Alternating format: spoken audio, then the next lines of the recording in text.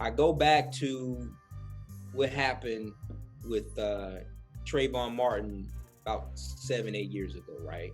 Mm-hmm. And for the longest time, I would not allow my son to go into a store with his hoodie on his head. Right. I taught him, hey, don't take your hood off so people can see you, And some people may feel like that, I shouldn't have done that as a dad. But to me, at that particular time, I wanted to make sure that my son was not seen. Again, he was only 6-7 years old or whatever, or even younger than that. But I didn't want him to be necessarily seen as a threat. Young black kid with a hoodie on. Yeah. But that's just one of those things, because I didn't want people to necessarily prejudge him.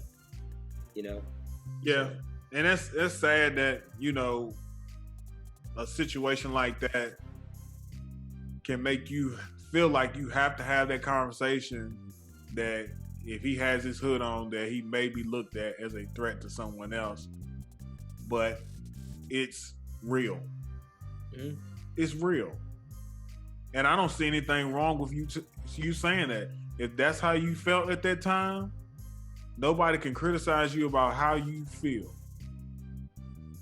And you felt like that, people may look at him like he is a threat because he has a hood on. As silly as it may seem. Yeah. But a young man was shot and killed.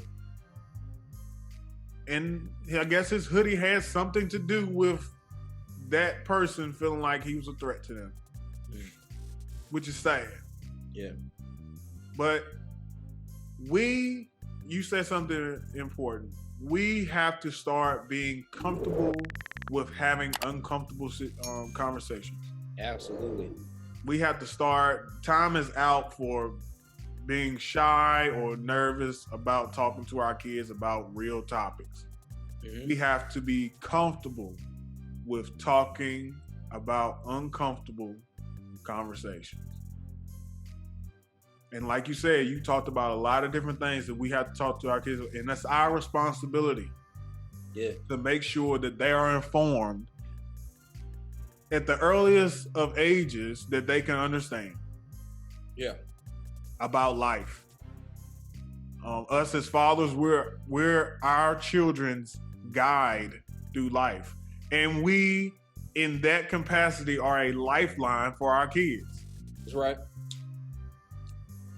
And if we're not there to give them the information that they need, if we're not there to advise them, then like you said, they're going to get that information from somebody else that probably doesn't or may not know what they're talking about, and then be against your views and your feelings on certain situations. Yeah. And probably who they're going to talk to about things are their peers. And their peers are going through life with them. Mm-hmm. So essentially you got children. At that point, if you're getting advice from somebody that is your peer, and you're taking that advice to heart and you're using that advice, isn't that children raising children? Yeah. Yeah. Or the blind leading the blind, whichever one you want to say. I would rather go with blind leading the blind. Yeah. Yeah.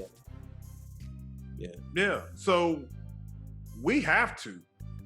I mean, it's not even a question. If you want your kids to potentially have the best outcome in life, it is our responsibility to show them the way. Yeah. Make sure that they get these concepts. Make sure that they understand that there are stereotypes out there, and those stereotypes may not be in your benefit. Those stereotypes may not benefit you. So you need to be aware of how people may be seeing you. Yeah. And then the next step is fight those stereotypes. And how do we fight those stereotypes? With our actions. Consistency of our actions. Yes. Yeah.